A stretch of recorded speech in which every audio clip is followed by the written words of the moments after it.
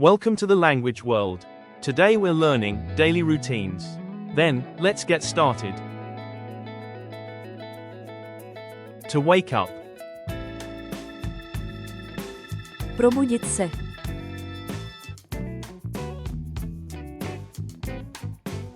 To get up.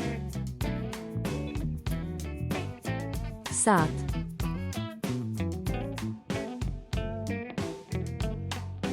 To brush teeth. Čistit si zuby.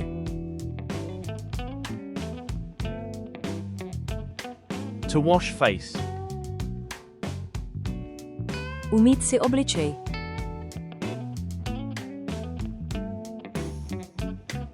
To have breakfast. Nasnídat se.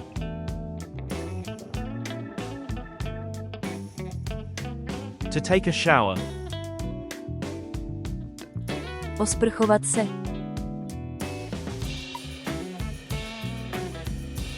To go to work. Jít do práce.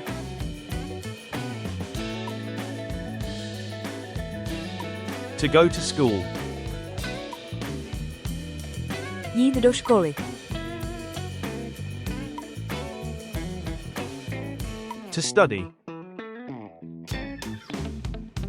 Studovat.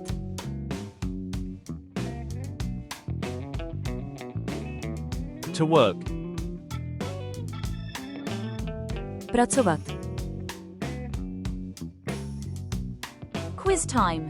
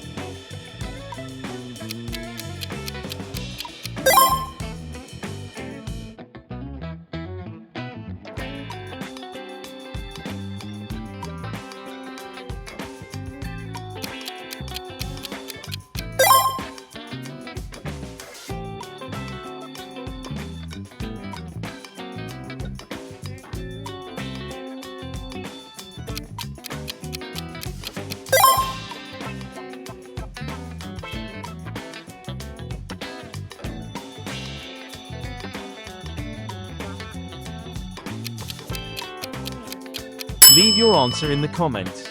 Thanks for watching. Don't forget to subscribe to our channel to learn more languages. See you in the next videos.